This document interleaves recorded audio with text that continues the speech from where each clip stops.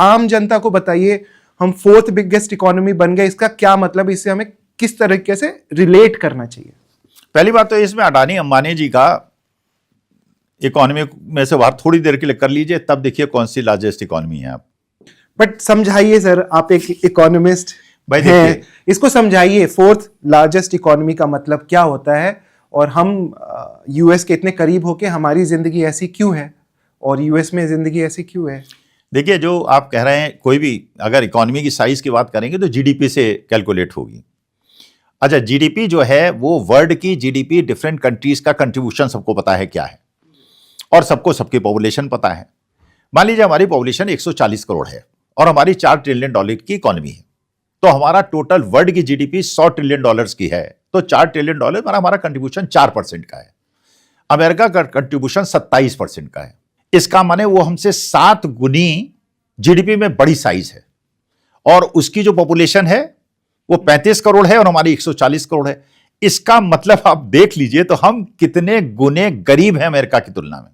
चलिए, अमेरिका है, चाइना से तुलना कीजिए, हमारी पॉपुलेशन उसकी बराबर, उसकी $17 ट्रिलियन की इकोनॉमी, हमारी $4 ट्रिलियन की इकोनॉमी। इसका माने वो 4 गुने ज्यादा हमसे समृद्ध हैं। फिर यूरोप में आ जाइए, यूरोप की आप जापान से तुलना करते हैं, जर्मनी से करते हैं, फ्रांस से करते हैं, उनकी पॉपुलेशन है 20 करोड़ ऑन एन एवरेज, हमारी 107 गुने ज्यादा हमसे समृद्ध हैं।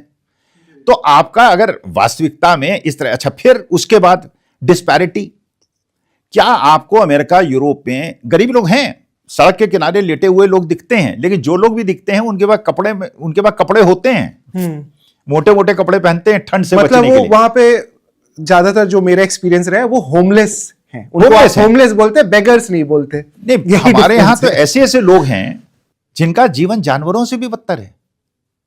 उनको रहने को छोड़िए, उनके पास खाने को नहीं है, उनके पास कपड़े नहीं है, एक एक शर्ट में पहनते हुए आपको 10-10, 12-12 साल के बच्चे दिख जाएंगे।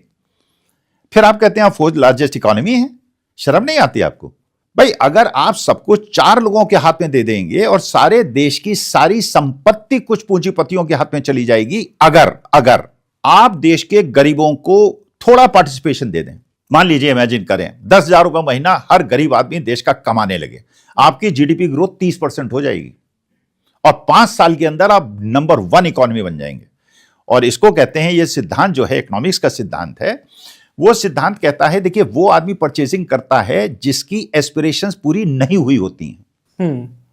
मैं गरीब आदमी हूं, मैं ना दूध पीता हूं, ना मक्खन खाता हूं, ना साइकिल है, ना घर है, कुछ नहीं है, मुझे 10,000 मिल गया, मैं क्या करूंगा? खाना खाऊंगा, कपड़े पहनूंगा, साइकिल खरीदूंगा, स्कूटर खरीदूंगा, परचेज बढ़ेगी, जीडीपी बढ़ेगी। अडानी जी की संपत्ति का 6 गुनी बढ़ जाएगी तो वो क्या करेंगे? इंडस्ट्री लगाएंगे।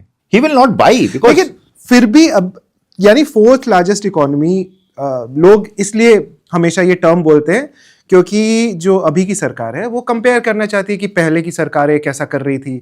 तो आपका क्या सोचना है इसके बारे में कि हमारा ग्रोथ बदला है? बहुत सारे ऐसी चीजें या रेटिंग्स हैं जो बाहर के देशों से या बाहर की एजेंसीज करती हैं, हैप्पीनेस इंडेक्स और व्हाटएवर, तो उसको हमारी सरकार ने बोला कि यार, यहां तक कि पॉल्यूशन जो AQI बाहर का दिखा रहे हैं या बाहर की एजेंसीज बता रही है, इनका कहना है नहीं जी, हम अपना खुद का मैट्रिक्स उसका करेंगे कि हम सही से बताएंगे कि हमारे दिल्ली में कितना पॉल्यूशन है। तो ये सरकार के अप्रोच के बारे में आप क्या सोचते हैं? पहले क्या होता था, अब क्या होता है? नहीं, AQI का भी अगर आप देखेंगे तो आप ये देखिए कि जहां भी अभी जैसे माननीय मोदी जी गए थे, तो वहां पे जिस कंट्रीज में वो गए थे वहां के AQI 3540 और 60 था, और हमारा 350 पे हमारे मंत्री जी कहते हैं कि AQI हमने कम कर दिया 350। जो उनके स्टैंडर्ड के हिसाब से नरक है, एक तरह का वो है जहां पे सांस घुटती है और जहां आदमी मर सकता है। लेकिन चलिए, हम हिंदुस्तानी हैं, हमारे फेफड़े बड़े मजबूत हैं, हमारा पाचन तंत्र भी बड़ा मजबूत है, हम सीवर का पानी भी पी के जिंदा रह लेते हैं, ये विदेशी न रहे। कोविड में भी जी लेते हैं हम। कोविड में नहीं, 50 लाख लोग मर गए, वो तो जिए नहीं, वो तो आंकड़े आपने नहीं दिखाए, वो अलग मुद्दा है। तो बेसिक पॉइंट ये है कि आप जब डॉक्टर मनमोहन सिंह के जमाने में आपकी एवरेज जीडीपी ग्रोथ 10 साल की कितनी थी? 7.1%। अब कितनी है 10 साल की? 7.9%। 7.1%। वो तो पहले थी, अभी 7.9 है। अरे यार, वो you are expecting it will be 7.9, और एक क्वार्टर की आप बात मत कीजिए, मैं 10 साल से कंपैरिजन की बात कर रहा हूं जी। मनमोहन सिंह के जमाने से जो जीडीपी ग्रोथ एवरेज थी आज की तारीख में उससे कम है। अभी कितनी है sir? Average will be around 6.76 6.8%। ठीक है, चलिए अब ये कहा जाएगा, जो पक्षधर हैं वो कहेंगे कि साहब कोविड आ गया इसलिए ड्रॉप आ गया। अरे आपके समय में कोविड आया था, मनमोहन सिंह के जमाने में सब प्राइम क्राइसिस आई थी, और सब प्राइम क्राइसिस एक बहुत बड़ा इकोनॉमिक डिजास्टर था वर्ल्ड के साथ। अमेरिकन बैंक्स कोलैप्स कर गए थे अमेरिकन, और उस साल में भारत की इकोनॉमी सबसे ज्यादा तेजी से ग्रो कर रही थी, because doctor Manmohan Singh knew as to what is to be done. तभी बराक ओबामा कहते थे कि मैं मनमोहन सिंह को गुरु मानता हूं, उनसे जाके राय लेता हूं। तो देखिए, जो बुद्धिमान लोग हैं, जो प्रबुद्ध लोग हैं और गुरु लोग हैं, उनके चरण हमेशा स्पर्श करने चाहिए। और वर्ष करता था मनमोहन सिंह, और मनमोहन सिंह को अंतिम स्थल के लिए जगह नहीं दी गई, उनको ऑनर नहीं दिया गया। ये अफसोस है देश के लिए।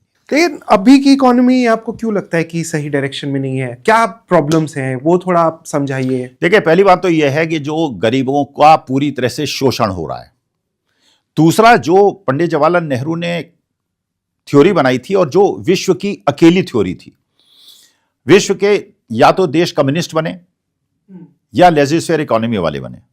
अमेरिका हो गए, यूरोप हो गए, ये फ्री कंपटीशन वाले कंट्रीज बने, और चाइना, रूस, कोरिया, चेकोस्लोवाकिया, ये सब कम्युनिस्ट कंट्रीज बने। फ्री इकोनॉमी वहां काम कर सकती है जहां पॉपुलेशन कम है।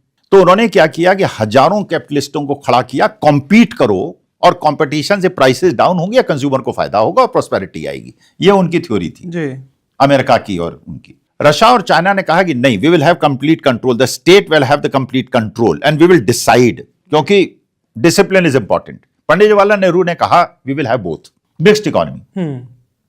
हम पीएसयूज बनाएंगे, हम सेल भी बनाएंगे। सेल भी लोहा बनाएगा, टाटा भी बनाएगा। सेल बनाएगा तो उससे क्या होगा, क्योंकि पीएसयूज का जो ऑब्जेक्टिव है वो पब्लिक वेलफेयर है, सोशल वेलफेयर है। तो हमेशा नुकसान में ही चले, क्योंकि मैं तो बोकारो से आता हूं तो मुझे पता है सेल प्लांट अभी क्या हालत है, कितनी समृद्धि हुआ करती थी। अभी वो सेल प्लांट में केवल आपके ऐसे मजदूर हैं जो बस 10-12 हज़ार की दिहाड़ी में काम करते हैं। सारे जो परमानेंट एम्प्लॉयज थे उनको निकाल दिया गया। जो कभी 35,000 36,000 एम्प्लॉयज थे वो अभी 7,000 8,000 है।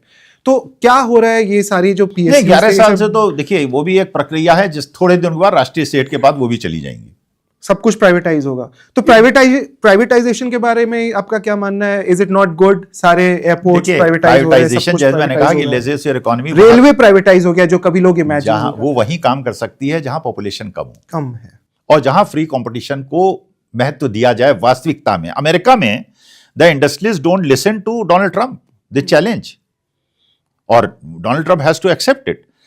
मुश्किल क्या है कि आपके यहां जो आपने प्राइवेट जो कंपटीशन था उसको खत्म कर दिया। राहुल बजाज कहते कहते मर गए, उनकी नहीं सुनी आपने, जबकि वो बजाज फैमिली के थे। मतलब एक से एक जो पुराने गोयनकाज, पोद्दार्स, इतने सारे तो सब आपस में कॉम्पीट करते थे सेठ। आज के तारीख में केवल 2 राष्ट्रीय सेठ हैं, और उन राष्ट्रीय सेठ के बाद सब कुछ चला गया है। तो मोनोपोली हो गई ना, जैसे इंडिगो में मोनोपोली हो गई, इसीलिए तो बर्बादी हुई। अगर इसी तरह की 10 एयरलाइंस होती, ये होती स्थिति, लोग जो है शादियां टूट गई, लोग अपने पिता के दाह संस्कार में नहीं जा पाए, सारी चीजें हो गई, बिकॉज मोनोपोली हो गई। हर जगह मोनोपोली बना रहे हैं आप।